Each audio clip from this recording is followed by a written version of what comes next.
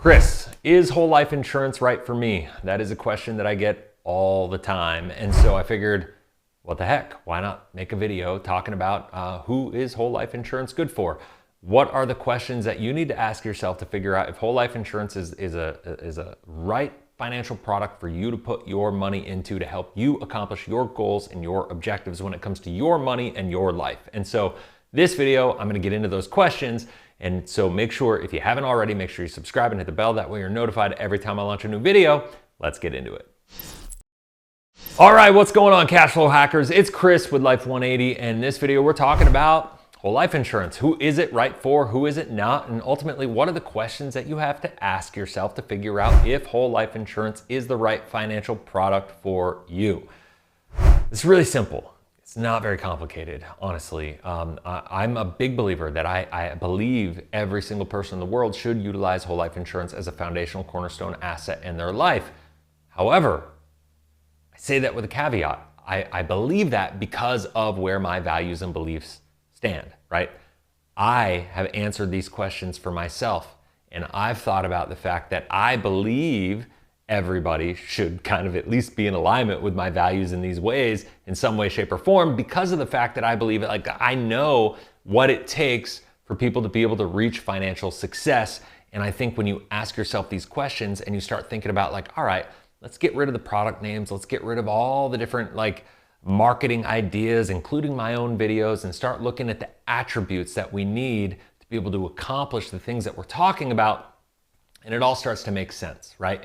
And you're able to kind of reverse engineer where do you want to keep your money to help you get to where you want to go when it comes to your money, right? When it comes to your personal financial results. And so the first question that I always have people ask is, do I need an emergency fund, right? And so I'm a big believer that everybody needs an emergency fund. If you've watched my video on the Life 180 pyramid, I'll put up in the corner here if you want to watch it. If you believe that you need an emergency fund, that you should have 6 months of income in an account in case of hard times. Let's call it a rainy day fund. If you believe that you need that, let's think about the attributes that you need that money to do for you. You need it to be liquid, right? You need that money in times of trouble to be liquid so you can access it to solve your problems in your time of need. You need it to be guaranteed. That money that's sitting there in time of need cannot be at risk of loss, like market loss, stock market loss during times of trouble. And let's face it, unfortunately, most of the people that are going to need a rainy day fund, need that emergency fund, are going to need it when times are tough. You're going to need it due to unemployment. You're going to need it due to something else in the economy that is creating a challenge for you. And unfortunately, most of the times when people lose their jobs, it's because the economy has gone through a down cycle, and with that, usually the stock market goes with it. So unfortunately, if you have your 401k or an IRA and you're relying on that money, that's the worst thing that you can do, because when you lose your job, those assets typically are performing worse and have lost money. And the worst thing that you can do is liquidate a negatively performing asset. So you want to make sure that you have your emergency fund in a guaranteed account. And so now it begs the question, where am I going to save that? You could save it in a savings account, which I think is traditionally what people try to do. They put the money in a bank account, savings or checking, and maybe they earn 1%. There are certain high yield savings accounts right now that you can get better returns on at this point in time. But remember, those high yield savings accounts are very fluctuant in the types of returns that they get. While a high yield savings account right now might get you 4%, 7 years from now, that might be down to 1% again. And so I'm a big believer in the statement, we can't make short-term decisions to solve long-term problems.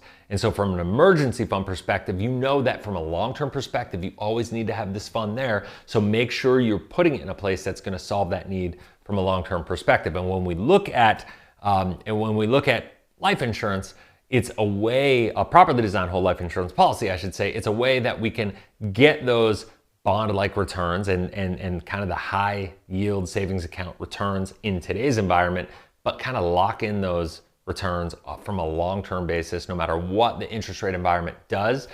At the end of the day, if you believe that you need an emergency fund, you can put it in a savings account, or you can put it in a whole life policy and get better returns or comparable returns in today's environment, but you're also going to get living benefits, you're going to get life insurance, and you're going to kind of check all these different boxes off with with one product, right? And so that's why I believe if you believe that you need an emergency fund, first and foremost, then whole life insurance is in my opinion, is the best place to save liquid accessible capital for emergency due to the bond-like returns and the liquidity of similar to a savings account. So that's number one.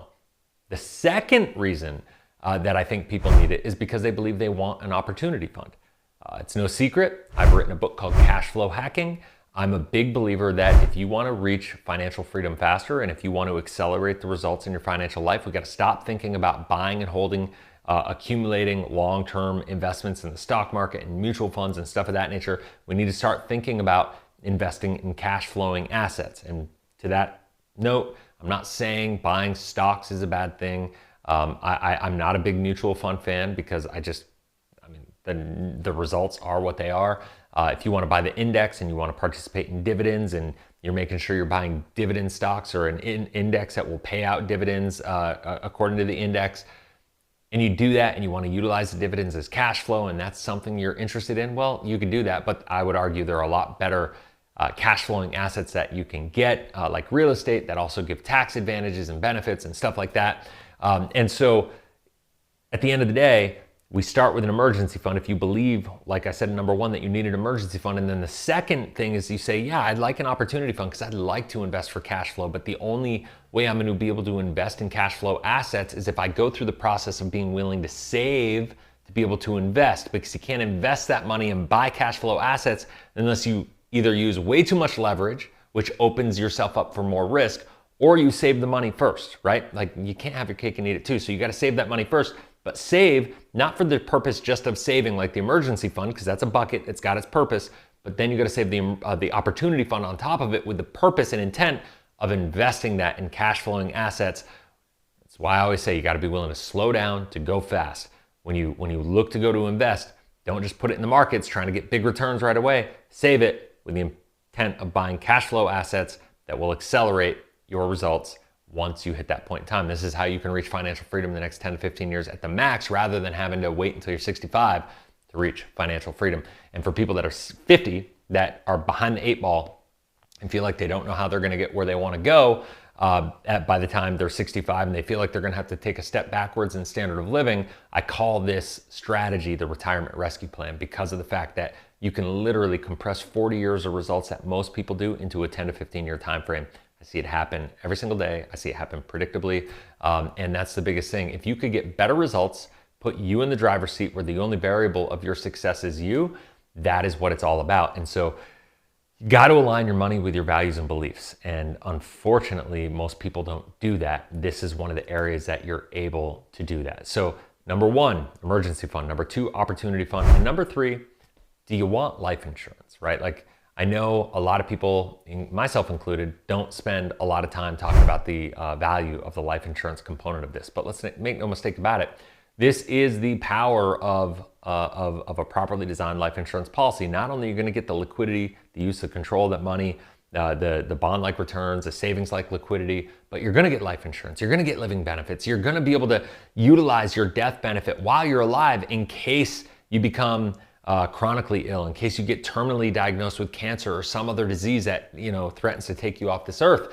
You have access to all that, right, while you're alive. And so it's a way to get your dollars to perform multiple functions. And at the end of the day, from a financial efficiency perspective, there's a reason wealthy people own more life insurance than middle class and lower class individuals. It's because they understand the power and the leverage of life insurance and the tax advantages of paying it, being able to transition whatever money you have to the next generation on a tax favorable basis. And the beautiful thing about this is that you can also teach the financial principles to your heirs. So when they inherit that money, they don't just blow it. They know what to do with it. You can teach them these financial principles that they can execute in their own life. And I think in doing that, teaching that financial literacy, teaching that financial stewardship, you are able to make a wild impact on generations to come. And like for me, I don't know if everybody knows my full story, but like I grew up with a really loving family. I love my parents. They've done a lot. I think the values that they taught me, how to treat people,